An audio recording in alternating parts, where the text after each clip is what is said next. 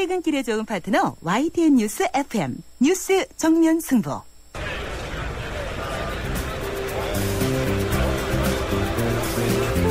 그들의 이야기가 아닌 우리, 진짜 우리들의 이야기를 들어봅니다.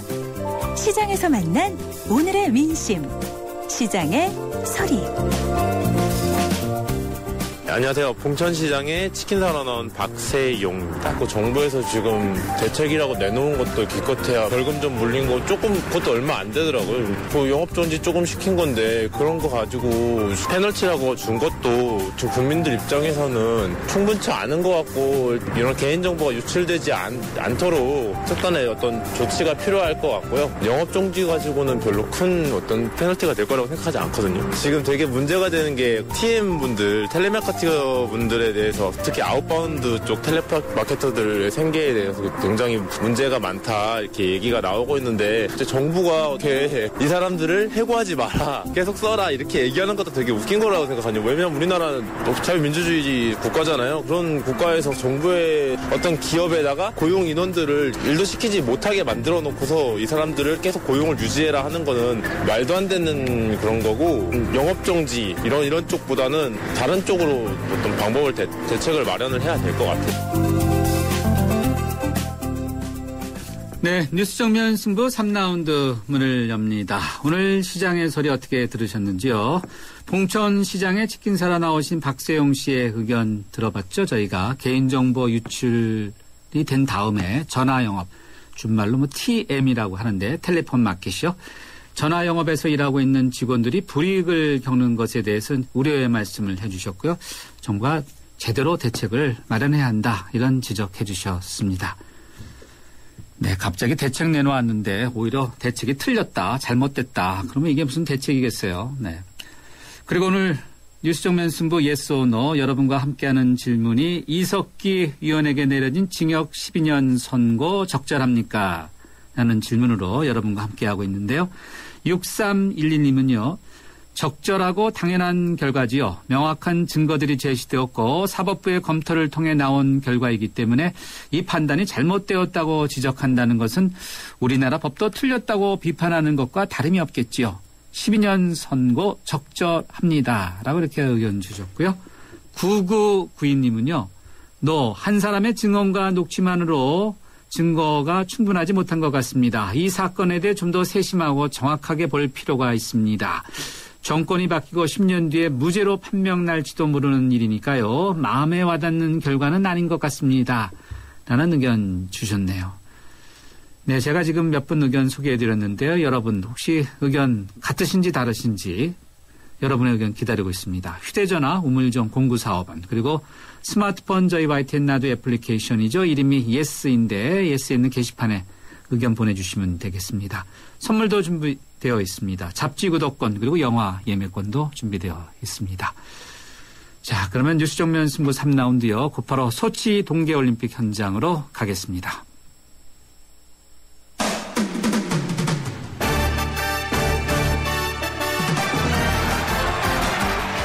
네, 소치 동계올림픽 현장으로 가봅니다. 현장에서 취재하고 있는 한국일보의 최영철 기자 연결되어 있습니다. 최 기자 안녕하세요. 네, 안녕하세요. 여기는 러시아 소치입니다. 네, 소치 여전히 덥습니까? 17도가 넘는다 그때 한번 말씀해 주셨는데 날씨는 어떻습니까? 네, 어제 오늘은 약간 쌀쌀한 편입니다. 오늘 아침에는 비까지 내려 더 어실어실한 분위기입니다. 아, 그래요. 눈이 내려야 되는데 비가 내렸다고요. 아, 그러면 눈이 녹겠네요. 네, 비가 내려 바이애슬론 경기가 연기되는 해프닝도 벌어졌습니다. 아, 그래요? 네. 이게 앞으로 일기예보가 어떻게 나와 있는지 사실 궁금하긴 한데, 지난 주말에도 날씨는 안 좋아도 소치의 열기는 여전히 뜨거웠죠?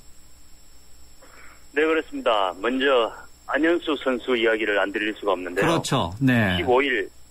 15일 토요일이죠. 네. 남자 쇼트트랙 1000m 경기가 열린 소치 아이스버거 스케이팅 팰리스는 안현수의 황제 재등극을 위한 동무대였습니다. 안현수는 2006년 토리노 올림픽 이후 8년 만에 올림픽 금메달을 목에 걸었습니다. 감격에 겨운 듯 안현수는 차가운 빙판에 무릎을 꿇고 뜨거운 키스를 보냈습니다. 가슴 뭉클한 장면이었는데요. 러시아 관중들도 안현수가 러시아 국기를 들고 트랙을 돌자 뜨거운 함성으로 맞이했습니다. 그날 푸틴 러시아 대통령도 안현수에게 축하 전문을 보냈다고 크레므린궁이 밝혔습니다. 푸틴 대통령은 자신의 페이스북 커버 사진에도 안현수의 사진을 올리는 등 파격을 선보였습니다. 이래저래 15일은 안현수의 날이었습니다. 반면 확실한 금빛 질주를 기대를 모았던 여자 쇼트트랙 1500m의 심석희는 결승점 150m를 남겨두고 중국의 조우양학의 추월을 허용해 은메달에 그쳤습니다. 하지만 실망하기엔 이릅니다. 심석희는 1000m와 3000m 계주에서 금메달 재도전에 나섰습니다. 네, 안현수 선수 차가운 빙판에 키스를 하는 장면 많은 분들이 보시지 않았습니까? 러시아에서는 정말 영웅으로 확실히 자리매김을 했다 이렇게 봐야 되겠네요. 빅토르 아닌가요? 그렇죠? 네, 그렇습니다. 빅토리 승리한다는 의미에서 따왔다고 합니다. 그만큼 안현수의 승리가 이번 러시아의 큰 뉴스가 되고 있습니다. 네, 이름도 그러니까 반드시 승리하겠다 이런 뜻에서 이름을 이렇게 졌나 봐요. 네, 그렇습니다. 예. 자, 이 또 쇼트트랙도 그렇지만은 한국의 여자 컬링 아주 화제가 많이 되고 있습니다. 4강에는 아깝게 탈락했죠. 그렇죠? 네, 그렇습니다. 한국 여자 컬링이 의미 있는 성적표를 받았습니다. 이날 현재까지 종합전적 3승 5패로 상위 4개 팀이 오르는 준결승 진출에는 실패했지만 값진 경험을 얻고 귀국길에 오를 수 있게 됐습니다. 한국은 토요일 영국, 일요일 덴마크와의 경기에 모두 무너져 의기소침해 있었으나 오늘 오전에 열린 미국전에서 11대2 대승을 거뒀습니다. 남은 경기는 캐나다입니다. 랭킹 2위 캐나다는 예선 7경기 전승을 거두고 있는 강팀입니다. 또 컬링 선수들의 미모도 동계올림픽의 화제로 떠오르고 있습니다. 한국의 이설비 선수를 포함해 러시아 안나 시도로바와 영국의 이브 무어 헤드가 손꼽힙니다. 특히 안나 시도로바는 과거 속옷 화보를 찍은 사진이 공개되기도 했습니다. 네. 여자 컬링 뒤늦게 정말 많은 분들이 이렇게 재밌는 경기가 있는가. 텔레비전 앞에 앉아 계시는 분들 정말 많은데요. 네. 몇 위 정도 차지할 걸로 보세요? 4강 탈락에는 아깝게 그렇게 됐지만요.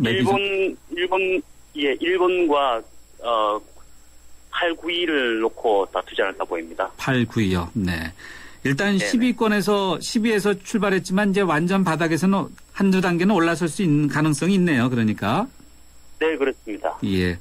자, 우리의 피겨 여왕 김연아 선수 어떻게 현지 적응을 잘하고 있습니까? 네, 빙상인 19명이 소치올림픽 빙상경기장 빙질에 대해서 꼭 한마디씩 품평을 남깁니다. 말도 많고 탈도 많은 빙상경기장 같습니다. 실제 지난주 목요일엔 한국 선수 4명이 한꺼번에 빙판에 쓰러지기도 했습니다. 하지만 김연아는 빙판에 대해 문제없다, 개의치 않는다는 반응입니다. 오히려 빙질이 좋아지고 있다라며 자신감을 표출했습니다. 핑계대지 않는 모습이 참 좋아 보입니다. 김연아는 어제 실전이 열리는 아이스버거 스케이팅 팰리스에서 연습을 이어갔습니다. 김연아 선수는 특히 오늘 조 추첨에서 30명 중 17번째 순서를 배정받았습니다.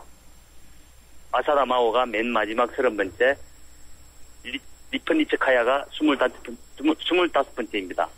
순서가 뒤로 밀릴수록 앞선 선수들의 경기로 인해 빙판에 흠집이 있을 수 있다는 점에서 김연아 선수의 17번째는 괜찮아 보입니다. 네.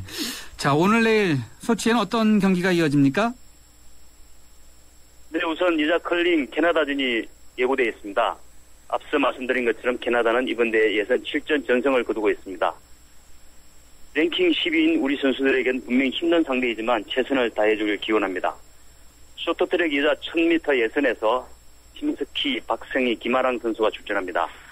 남자 쇼트트랙 500m 예선도 마련되어 있습니다. 여자 3000m 계주 결승도 곧이어 열립니다. 남자 스피드 스케이팅 1만 미터 이성훈 선수도 출격 대기 중입니다. 네, 알겠습니다. 오늘 소치 소식 잘 들었습니다. 고맙습니다. 네, 감사합니다. 네, 지금까지 소치 동계올림픽을 취재하고 있는 한국일보의 최영철 기자였습니다. 교통 상황 알아보죠. 김미란 캐스터. 네, 뉴스 정면 승부 교통정보입니다. 도심 곳곳에 퇴근길 교통량이 꾸준하게 늘어나고 있는데요. 이 시간 이태원로는 이태원역에서 삼각기역까지 지금 많이 밀리고 있습니다. 반대편도 시속 20-30km 안팎인데요. 강남권에서는 보건사로 서울의료원에서 코엑스까지 밀려 지나고 있고요. 신반포로는 반포역에서 고속터미널 경부선 사거리까지 양 방면이 서행입니다. 동일로 따라 태릉 입구역에서 지금 공릉역까지도 양 방면이 밀리고 있습니다. 사대문 안쪽은 퇴계로 따라 교통량이 꾸준하게 늘어나고 있는데요. 퇴계로 2가에서 지금 3가까지 속도가 내려가 있고 반대편도 차 간격이 많이 좁혀지고 있습니다. 그 밖에 경인로는 영등포 교차로에서 영등포역까지 정체 서행하고 있고 반대편도 시속 20-30km 안팎입니다. 뉴스 정면 승부 교통정보였습니다.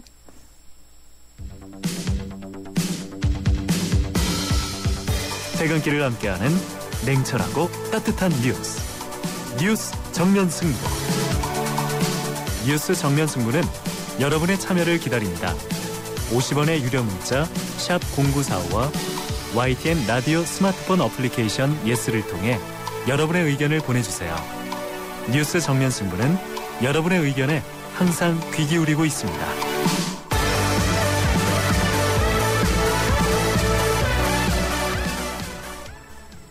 뉴스 정면 승부 3라운드 세 번째 정면 인터뷰 함께 하시겠습니다.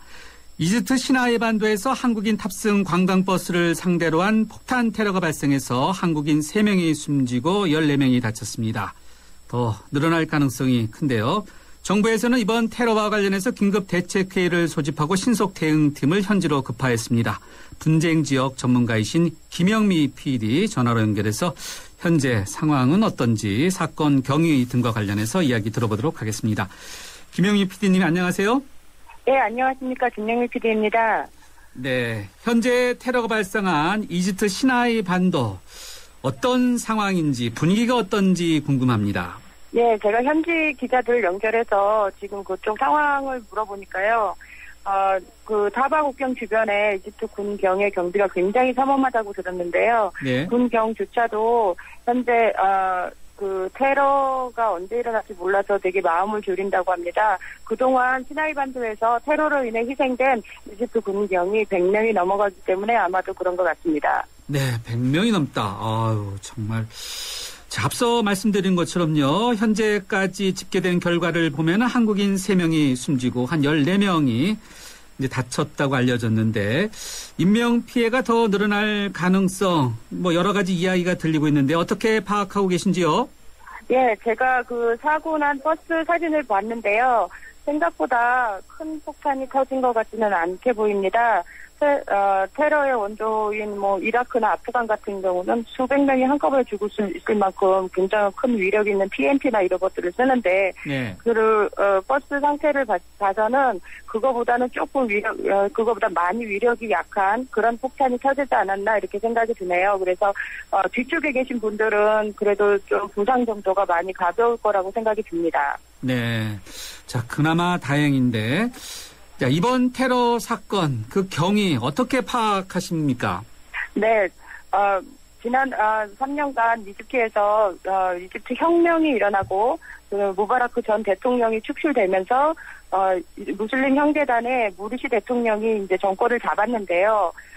그 뒤로 군부가 다시 급상승하면서 무르시 정권을 무너뜨렸죠. 그래서 그 뒤로 군부가 무슬림 형제단에 대한 탄압을 굉장히 가속화하면서 시위에 뭐든지 무력 대응을 하는 통에 무슬림 형제단과 그를 따르는 이슬람 세력들이 아무래도 지하로 많이 숨게 됐고요. 그 과정에서 정부에 대한 반감으로 인해서 많은 이슬람 무장단체들이 많이 생겼습니다. 그리고 이라크와 국경을 마주하고 있는 리비아 같은 경우도 수많은 무장 세력들이 창궐하고 있는 중인데요.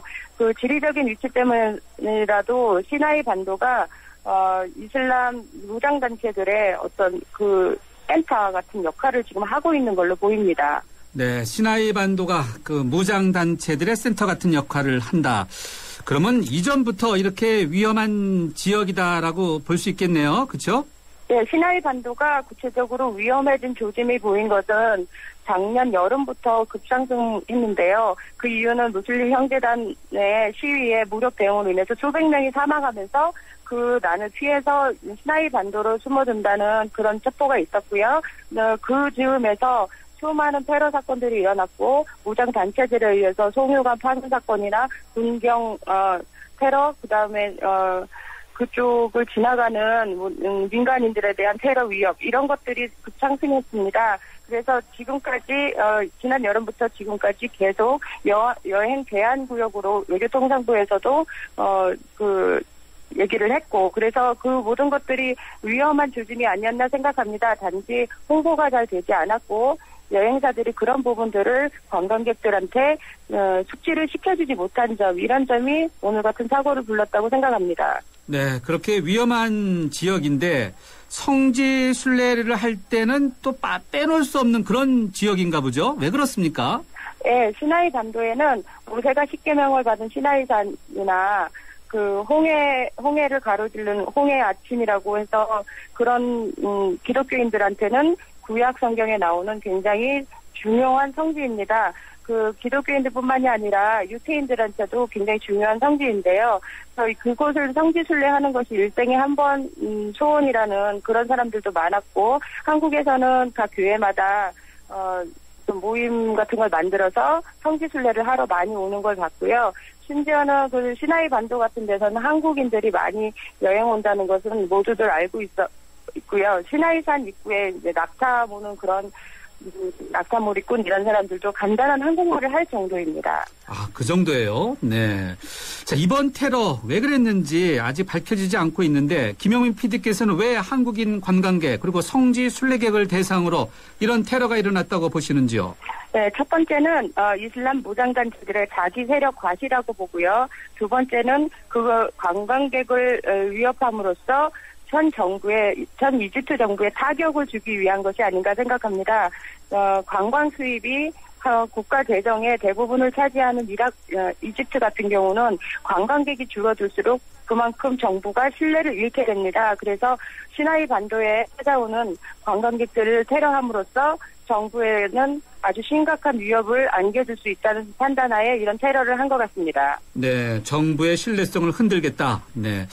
현재 과격한 이슬람 단체인 안사르베이트 알마크디스가 SNS와 아랍 언론을 통해서 본인들의 소행이다 이렇게 주장을 했는데 이 집단 어떤 단체라고 보세요? 네, 시나이 반도에는 이슬람 무장단체들이 현지인이 말하기도 수백 개가 넘는다라고 말을 합니다. 그리고 현지 기자들 같은 경우는 1000개가 넘는다고 말하는 사람들도 있어요. 그래서 그 어느 단체인지는 잘 모르겠으나 우후죽순 생긴 무장단체 중에 하나라고 생각이 드는데요. 그 이름은 성지를 지키는 사람들이라는 뜻이거든요. 그래서 제가 생각했을 때는 사바 국경 주변에서 이제 지역적으로 이렇게 모여있는 그런 무장단체가 아닌가 생각합니다. 그리고 폭탄 테러한 폭탄의 규모도 좀 다른 그러니까 이라크나 아니면 아프간 이런 데서 벌어지는 데보다는 훨씬 작은 양이고 그런 걸 봤을 때는 아마도 그쪽 시나이 반도 쪽에 기반을 둔 알카에다와 조금 연계된 그런 작은 이슬람 조직이 아닌가 그렇게 생각합니다. 네, 그렇군요. 2년 전에도 성지 순례객 3명이 납치되고 또 풀려난 적이 있었는데 이렇게 반복적으로 일어나는 이유는 뭐라고 봐야 될까요? 네, 2년 전에 납치됐을 때도 2월 달이었는데요. 지금도 2월 달에 이런 일이 발생했는데 2월 달에 주로 한국인 성지 순례 관광객들이 많은 건 사실입니다. 그래서 많이 눈에 띄는 수밖에 없었고요. 그리고 제가 봤을 때는 한국인을 구체적으로 노렸다기보다도 국경지대에서 외국인 관광객을 많이 태우고 온 버스를 노렸다고 그렇게 생각합니다. 네. 자, 그 시나이 반도 앞서 굉장히 위험한 지역이라고 설명해 주셨는데 우리나라 정부가 여행 경보 단계 가운데 3단계인 여행 제한 지역으로 이렇게 정해놨지만 아직도 많은 관광객들이 방문하고 있지 않습니까? 성지 순례도 하고 있는데 김 PD께서 보실 때 어떻습니까? 더 적극적으로 제한해야 된다고 보세요? 네, 저는 그렇다고 생각합니다. 전 세계의 안전정보를 우리 국민이 모두 다 알 수도 없고요. 그런 지역을 갈 때는 여행사에서 반드시 그쪽의 안전지역을 의무적으로 관광객들한테 알려주는 것을 좀 법안으로 마련하든지 그렇게 하지 않으면 이런 사건들을 계속 일어날 가능성이 많다고 생각합니다. 국민들 입장에서는 어디가 위험한지 다 자세하게 모를 수 있습니다. 그러나 여행사는 자기가 파는 여행 상품이 위험한지 안 위험한지에 대해서 구체적으로 잘 알 겁니다. 그래서 이 부분을 관광객한테 반드시 알려주는 것이 중요하다고 생각합니다. 네, 알겠습니다. 우리 정부가 신속한 대응을 위해서 현지에 신속 대응팀을 급파했습니다만요. 이집트 정부가 현재 이 사건과 관련해서 밝히는 내용을 보면 제대로 알려진 것이 굉장히 적은데 어떻다고 보세요? 지금 상황에서는 그쪽 시나이 반도 쪽이 워낙 또 위험하니까 취재 갈 수 있는 인력이 많지도 않고 그리고 또 이집트 정부 자체가 지금 극심한 치안 공백 상황에 지금 정신이 없는 와중이고 또 앞으로 이제 이집트 대선을 앞두고 있기 때문에 또 여러 무장단체들이 그 시간을 노리고 있고 그래서 그 여러 가지 문제들 때문에 사실 자기들조차 스스로 이렇게 통제하기 힘든 상황입니다. 그래서 우리 정부가 지금 현재 좀 외교적으로 많은 노력을 하고 있지만 이집트 정부가 얼마나 구체적으로 잘 해줄지 그거는 잘 모르겠습니다. 네, 알겠습니다. 오늘 말씀 여기까지 듣도록 하겠습니다. 고맙습니다. 네, 감사합니다. 지금까지 분쟁 지역 전문가이신 김영미 PD였습니다. 서울우유가 아이들에게 물었습니다. 우유를 보면 뭐가 생각이 나요? 엄마 맨날 주세요. 아빠처럼 힘내줄 거예요. 완전 예뻐질 거예요. 엄마! 그렇게 행복은 자라고 있습니다. 우유는 행복입니다. 서울우유. 네, 뉴스 정면 승부 4라운드 잠시 뒤 이어지는 4라운드에서는요. 건실업계의 문제, 부실한지 그렇지 않은지 뇌관이 또 터지는지 선대인 경제연구소의 선대인 소장과 함께 알아보겠습니다. 잠시 뒤에 뵙겠습니다. 서양 고전음악을 완성시킨 천재 작곡가 악성 베토벤. 그의 음악적 잠재력을 일깨워준 사람은 스승인 크리스티안 네페 선생님이었습니다. 네페 선생님은 지루한 이론과 반복적인 연습을 강요하지 않았습니다. 이탈리아와 프랑스, 독일의 유명한 오페라를 감상할 기회를 마련했고 어린 베토벤이 음악에 대해 더 깊이 느끼고 생각할 수 있도록 이끌었습니다. 가르치는 것이 아니라 깨우치는 교육, 아이들의 잠재력을 활짝 꽃피우는 우리 교육의 희망입니다. 이 캠페인은 IM 더 키, 눈높이 대교와 함께합니다. 살아있는 뉴스, 깨어있는 방송, 한국의 뉴스 채널 YTN 뉴스 FM. 네, 뉴스 정면 승부 4라운드 문을 열죠. Yes or No는요. 이석기 의원에 대한 징역 12년 선고 적절합니까? 입니다. 의견 기다리고 있습니다. 휴대전화 우물정 0945번이고요. 잠시 뒤에 경제뉴스부터 살펴보죠. 당신의 베이스 캠프는 어디입니까? 어디로 가야 할지 모른다면 방향이 될 것이고 계속 가야 할지 망설인다면 용기가 될 것입니다. 베이스 없는 정상은 없습니다. 세상의 베이스가 되다. 포스코.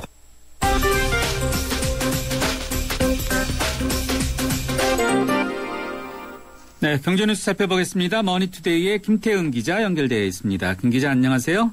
네, 안녕하세요. 개인정보 유출 문제가 아주 카드사 때문에 심각하지 않습니까? 민감한데 이번에는 부동산 정보가 해킹당했다. 이건 어떤 내용입니까? 네, 부동산 계약서 정보를 보유하고 있는 한국공인중개사협회 홈페이지가 지난해 11월 해킹당한 것으로 확인이 됐습니다. 중국 인터넷 프로토콜을 통해서 협회 홈페이지 게시판에 해킹 프로그램 등이 설치된 사실이 확인이 됐습니다. 공인중개사협회는 2004년부터 탱크21이라는 이름의 계약서 작성 프로그램을 회원 부동산 중개업소에 무료 배포해왔는데요. 현재 6만 2천여 곳에서 사용을 하고 있습니다. 만약 여기에 축적된 그 데이터베이스 서버까지 해킹될 경우에 지난 10년치 주택이나 토지 상가의 매매, 임대계약서 595만 건이 유출될 수 있다는 그런 지적입니다. 정부는 이 같은 사실이 알려지자 긴급 대책회의를 열어서 실태 조사와 재발 방지 대책 마련에 나섰습니다. 네. 아유, 뭐 이것저것 다 정보가 유출되니까 어디 겁나서 이거 살 수가 있겠어요. 네. 네. 고소득층들이 집을 사는 대신에 전월세로 거주하는 경우가 늘고 있다고요? 네, 2012년 기준으로 고소득층의 연평균 주택 비용은 6년 전보다 29% 감소한 데 비해서 전월세 임차보증금에 쓴 돈이 47%가 늘어났습니다. 고소득층이 집을 사는 대신에 전월세를 선택하는 것으로 이렇게 분석이 되는데요. 이처럼 그 주택 구입 여력이 충분한데도 고소득층이 전월세로 살고 있는 이유는 주택 경기가 불경기를 지속하면서 주택 가격이 하락세를 지속하고 있는 데다가 세금 문제 때문으로 분석이 됩니다. 하지만 이처럼 그 고소득층이 전월세로 전환을 하면서 임차보증금 상승을 부추기고 있고 이는 저소득층의 주거부담에 부담을 크게 하고 있다는 지적입니다. 이번에는 물가 이야기 들어보죠. 우리나라가 물가가 최근에는 거의 오르지 않아서 저물가다. 일본처럼 비슷한 현상이 있다라고 이야기했는데 이제 물가가 다시 오를 것이다. 이런 전망이 나왔다고요? 네, 세계적으로 저물가 현상이 지속되고 있어서 디플레이션 가능성까지 우려되고 있는데요. 우리나라도 그중에 하나입니다. 하지만 한국은행은 경기가 회복되면서 인플레이션율이 점차 상승할 것이라고 내다봤습니다. 한국은행이 최근 물가 상승률이 크게 하락한 10개 국가를 대상으로 분석해본 결과 국제 원자재 가격 하락이 물가를 낮춘 공통 요인이었습니다. 여기에 우리나라는 환율 절상까지 겹치면서 저물가에 영향을 미쳤다고 분석을 했습니다.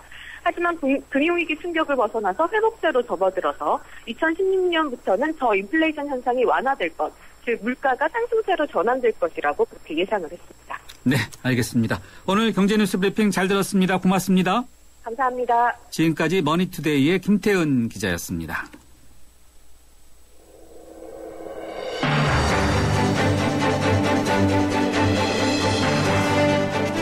뉴스와 유쾌한 한판.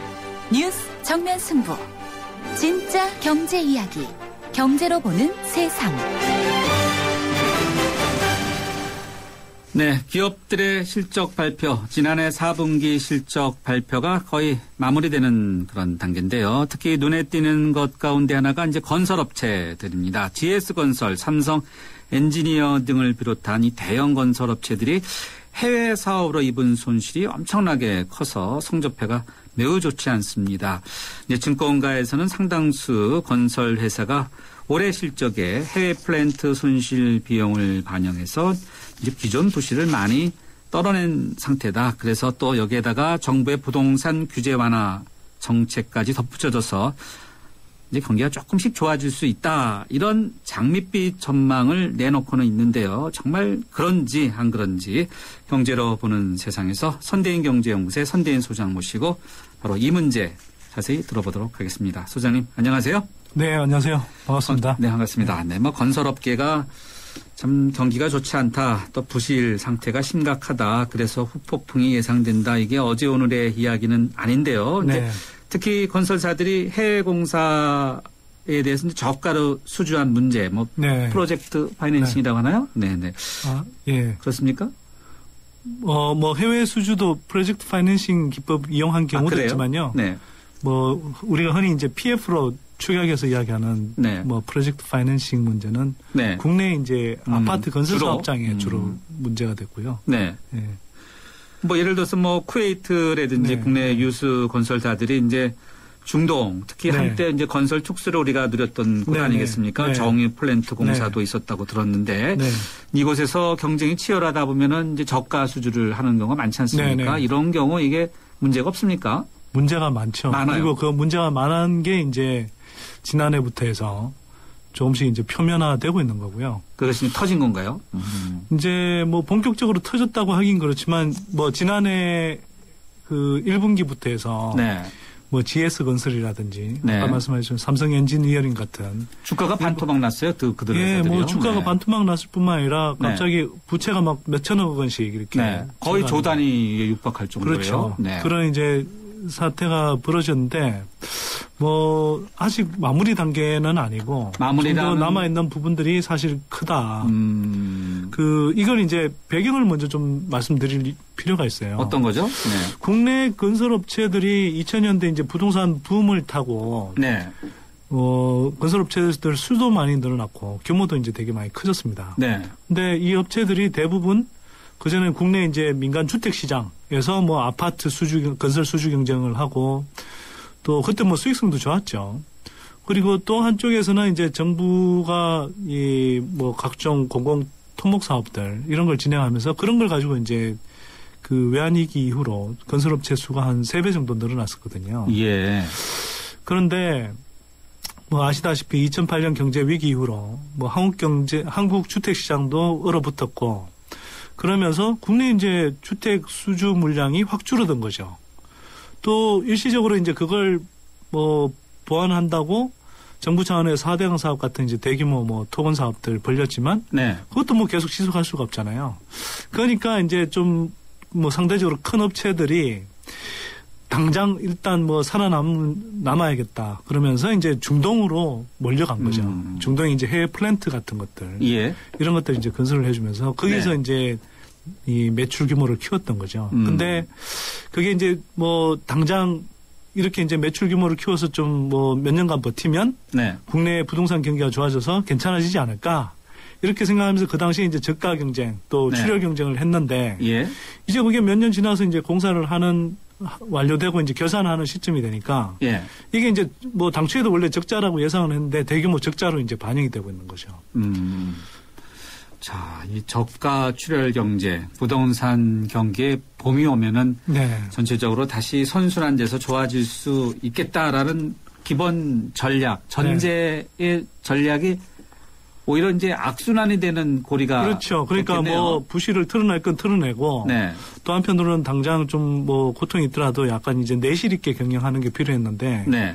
당장 이제 그 뭐 국내에서 돈이 안 생기니까 해외 사업이라도 해서 당장 이제 뭐 좀 매출 규모 늘리고 또 네. 그러니까 돈을 돌려보겠다고 그렇게 한 건데 그게 이제 지금 와서 오히려 뭐 더 이 국내 건설업체들 침체 또는 부실화에 이제 이 늪으로 빠져드는 그런 계기가 지금 되고 있는 겁니다. 그러니까 지난 2008년 미국발 금융위기 이후에 네. 세계 건설 시장이 침체되자 이제 네. 각종 건설업체가 중동으로 모여들고 우리 업체들이 저가 수주를 하면서 뭔가 이제 봄이 오는 날을 기다렸는데 그것이 오히려 부메랑이 돼서 이 그렇죠. 역풍을 주고 있다. 예. 네. 네. 그 또 저가 수주를 할 수밖에 없었던 게 사실 한국이 아직 이제 뭐 건설 기술력이 충분한 정도로 이렇게 뭐 경쟁력이 있는 상태는 아니거든요. 근데 뭐 말씀하셨다시피 세계 경제 위기로 뭐 부동산 시장들이 이제 다 위축이 되면서 그나마 이제 그 이제 이 뭐 그 중동 지역들 같은 경우는 이제 석유 산유국들이니까 예. 그로 인한 이제 오일 달러들이 좀 있는 거거든요. 예, 예. 그래서 이제 뭐 아시다시피 아부다비라든지 뭐 이런 네. 나라들에서 이제 대규모 뭐 건설 프로젝트들을 진행하지 네. 않았습니까? 그렇죠. 그래서 이제 그걸 보고 이제 들어간 건데 어쨌거나 이제 그 수주하는데 급급하다 보니까 네. 이제 굉장히 저가로 이 쉽게 말해서 뭐 이 손해나는 장사를 그때는 어쨌든 급한 대로 막 했던 네. 거죠. 자, 이게 그 중동 지역 네. 지금 보면 전국도 굉장히 혼란스럽잖아요. 이집트도 네. 그렇고 네. 이라크도 그렇고 네. 그냥 네.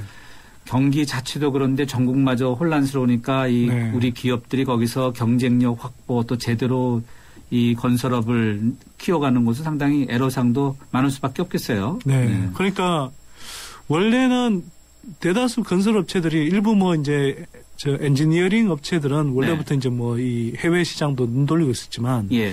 대부분의 경우는 국내 시장에서 이제 더 이상 먹을 거리가 없으니까 네. 해외로 눈을 돌렸던 건데 사실 충분한 준비도 없이 이제 그냥 나갔던 거거든요.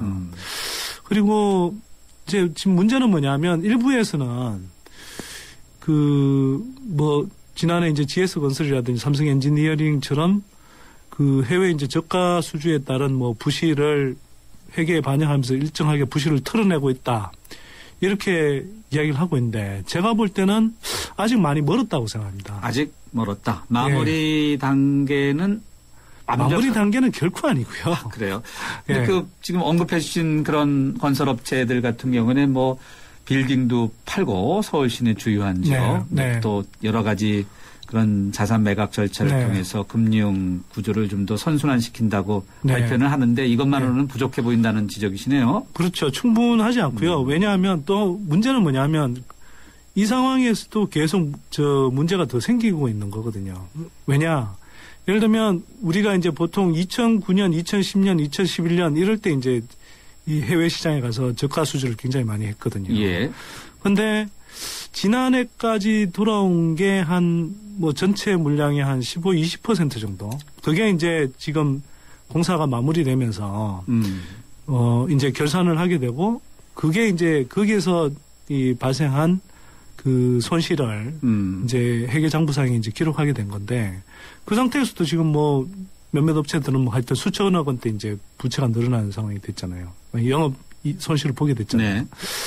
문제는 올해 특히 올해가 이제 심각한데요. 올해가 그 저가 수주한 물량에 그러니까 중동 지역을 비롯해서 이제 이 수주한 물량의 한 50% 정도가 올해 그리고 내년 초 정도까지 이렇게 이제 공사가 마무리되는 단계로 접어들거든요. 그러면은 완전히 마무리되려면 좀 더 시간이 필요하다는 설명이시네요. 예.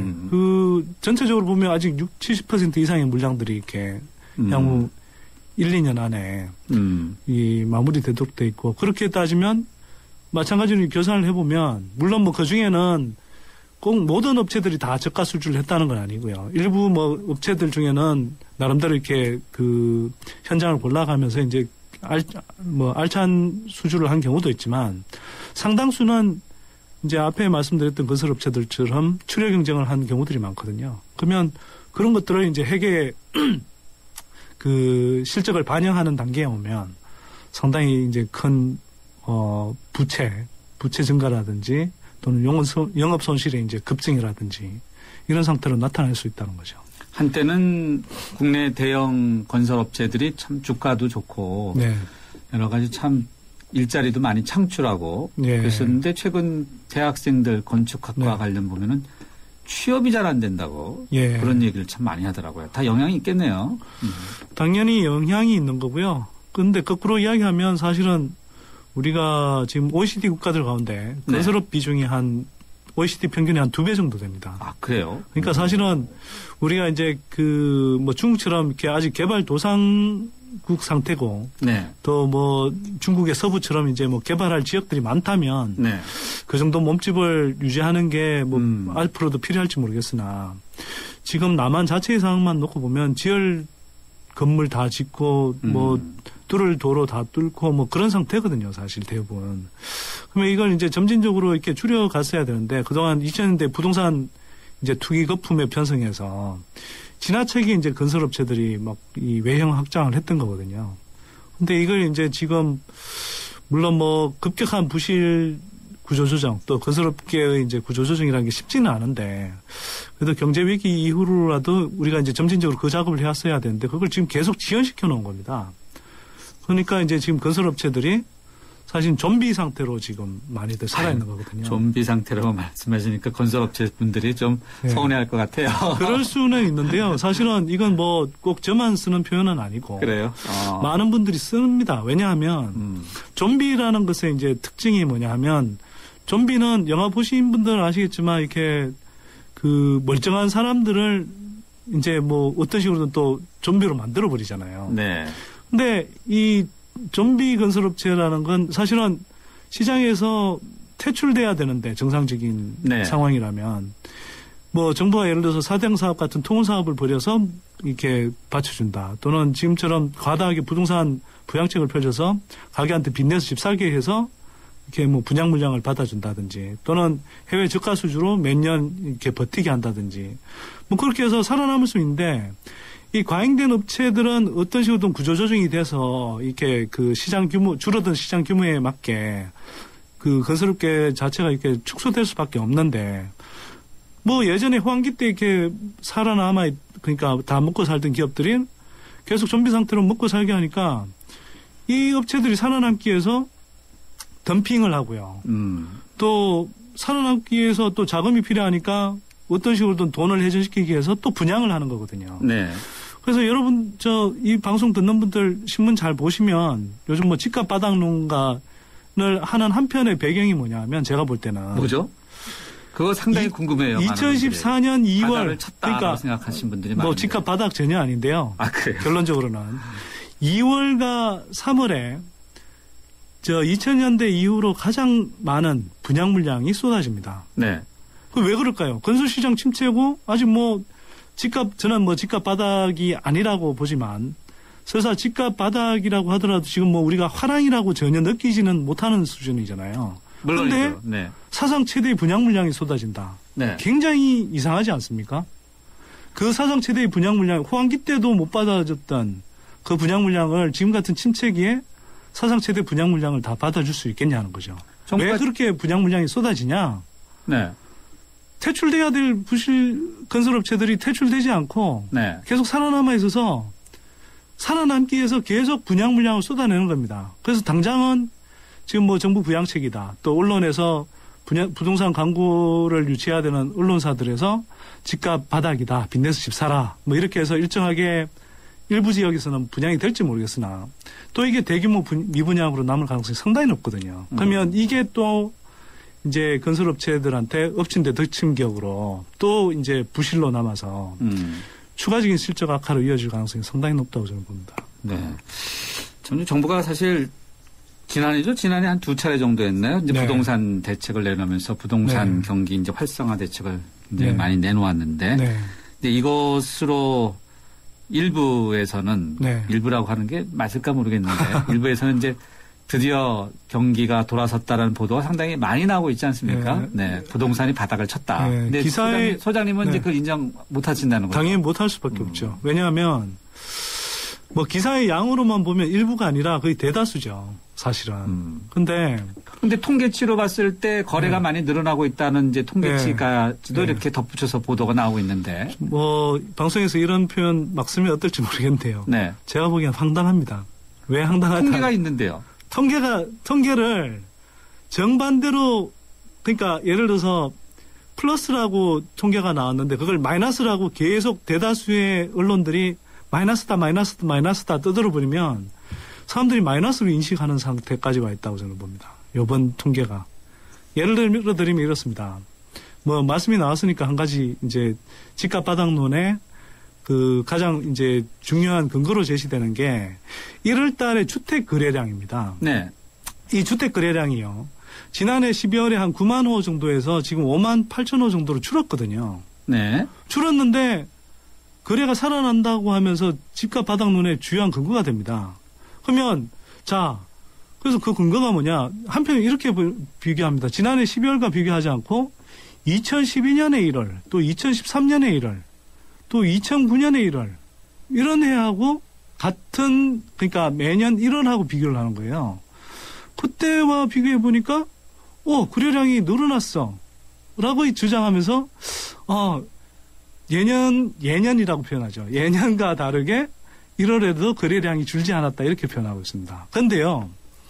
2009년은 우리가 생각해 보면요. 2009년은 그 세계적인 경제 위기가 와서 그 주택 거래량이 우리가 통계 집계 이래로 가장 줄어들었던 때고요.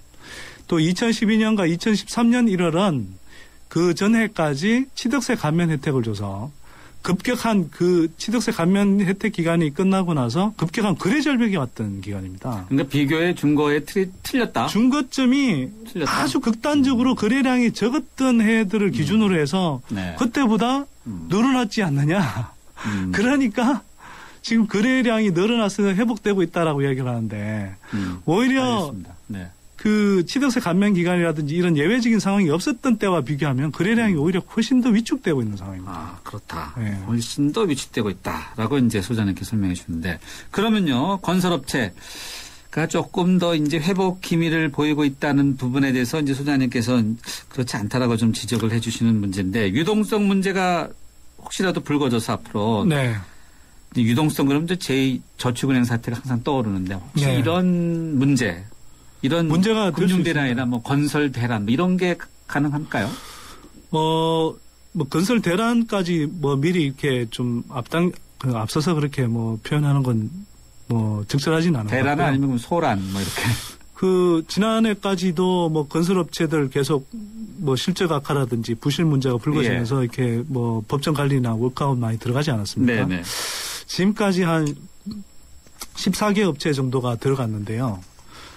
상위 50위권 건설업체들 중에서만 한 14개 업체가 지금 법정 관리나 워크아웃에 들어가 있는데 저희 연구소가 추정해 보기로는 여러 가지 이제 뭐 요인들을 이제 넣어서 분석하기로는 앞으로 상당히 추가로 부실화될 가능성이 있는 업체들이 8개 정도 돼 있고 그 정도로 위험하지는 않아도 요주의해야 되는 업체가 추가로 8개 돼 있어서. 그럼 8 하면 16 앞서 13 말씀하셨네? 네. 그러면 거의 30개인데. 30개네요? 예, 50위, 60%. 상위 50위 건설업체들 중에 그만큼. 절반이 넘네요? 절반이 넘는 정도가 지금 위험하다는 거죠. 특히 2012년 말 기준으로 부채 비율이 평균 상위 50위 가운데 상위 10위를 뺀 상위 11위에서 50위 건설업체 평균 부채 비율이 308%입니다. 이 부채 비율은요, 보통 부채 비율 200%가 넘으면 굉장히 위험한 부실화될 가능성이 있는 업체로 이렇게 우려를 하는데, 업계 평균이 한 308%가 넘는다는 거죠. 그러면요. 자, 우리가 이제 좀 정리하는 의미에서. 네. 자, 이런 건설업체의 부실, 근본적인 해결책은 뭐라고 보시는지요? 좀 요점 정리를 좀 해주시오. 해결책이 있다면요. 무엇보다요, 이게 일부 건설업체들한테는 좀 안타까운 상황이 생기고, 거기에 일하시는 뭐 노동자분들한테는 좀 뭐 미안한 상황이 생길 수 있지만, 일시적으로. 결국은 더 큰 충격을 피하기 위해서는 건설업체 구조조정을 서둘러야 합니다. 우리가 예를 들면 저축은행 같은 경우도 초기에 사태를 좀 과감하게 네네. 이게 부실 문제를 털지 않다 보니까 2차, 3차 영업 정지가 계속 일어나고 네. 그 사이에 계속 뭐 이 선의의 피해자들도 굉장히 많이 생겨나지 그렇죠. 않았습니까? 네. 건설업계도 마찬가지거든요. 네. 이게 뭐 우리 건설업 비중이 크다 보니 네. 우리가 이렇게 대마불사라 논리의 집단적인 어떤 업계 전체 차원에서의 대마불사 네. 함정에 빠져서 예. 계속 뭐 건설업계를 먹여 살려야 되는 것 아니냐 이렇게 이제 왔는데 네. 그 결과 문제가 해결된 게 아니라 계속 악화일로를 걸어오고 있는 거거든요. 네.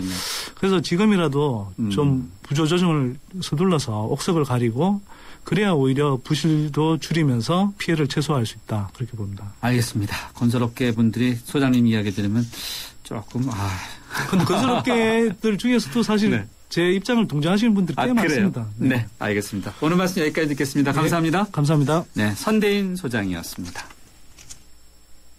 2013년 쉐보레가 국내와 글로벌에서 자체 판매 신기록을 달성했다는 놀라운 소식 그리고 놀라운 혜택 최대 3년 3.9% 할부 및 추가 할인 마일리부 캡티바 1.9% 할부에 최대 80만 원 특별 할인까지 2014년에도 놀라움은 계속됩니다. 일부 차종 제외 2월 28일까지 Chevrolet Find New Roads.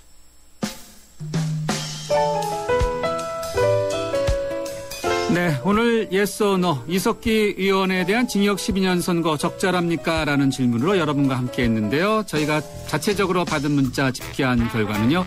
Yes or No의 비율이 6대4로 나타나서 비교적 적절하다는 의견이 좀 더 많았습니다. 휴대전화 뒷자리 7336번께 선물 보내드리겠습니다. 의견 주신 모든 분들께 감사드립니다. 2월 17일 월요일 뉴스 정면 승부 여기까지고요. 프로듀서 신아람, 기술감독의 김동철, 허중현, 작가 정선임, 강혜은, 진행의 저 김상우였습니다. 함께해 주신 여러분 고맙습니다.